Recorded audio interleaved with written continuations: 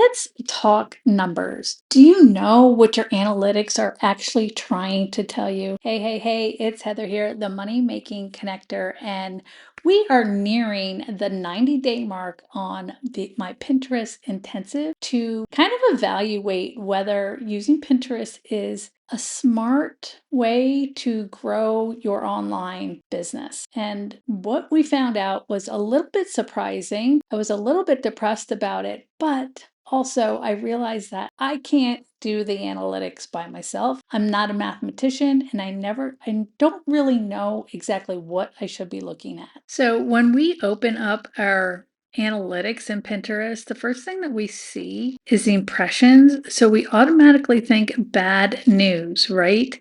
But then we see here, if you look a little bit further, that I actually have more engagement and more saves. These are actually today's numbers.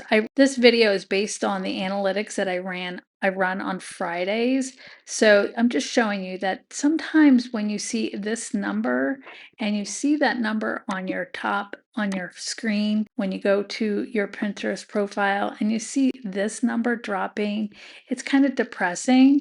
But when you dig a little bit deeper and you start realizing that sometimes have less impressions, better clicks, better engagement, and more saves is a good thing. I mean, let's face it, we really like visuals, and seeing a graph that goes like this and then all of a sudden drops is kind of depressing, right? But then I actually had ChatGPT helped me discover what was working, what my best pins were. And this little pin, this high protein smoothie pin, is actually my best pin. And it actually accounts for about 80% of my pin clicks and almost all of my traffic to my website because I'm not pinning directly to a product. So I may not be seeing sales from that. And it also actually helped me realize that my article that this pin pointed to, open it up, that this article pointed to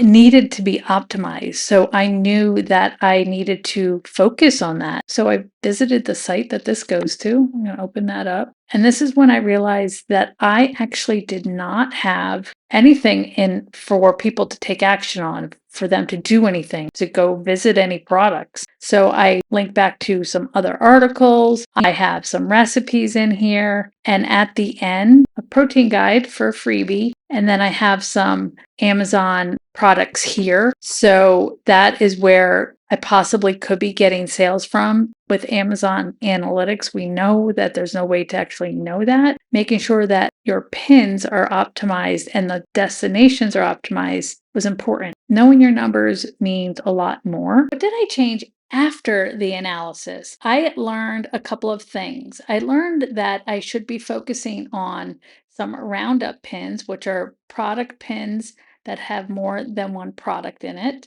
I learned that I needed to make sure that my articles were optimized. I also learned that everyday style, even though I'm not a fashion board, a lot of my fashion pins do fairly well. But mostly I learned that impressions is a vanity number. While it's important, you have to have eyeballs. The most important numbers are actually engagement is nice, but that's also it's a vanity number. You want outbound clicks and you want saves. So my numbers are down, but my audience is behaving better, I guess you could say. And it's not just being a mathematician, it's actually having, I guess I would say, a non-biased opinion about what should be working and what shouldn't be working. Because to be honest with you, I really like Pinterest, but is it moving the needle in my business after 90 days? And while the analytics don't actually go into that, spoiler alert, it doesn't. What's more is that after 90 days, it might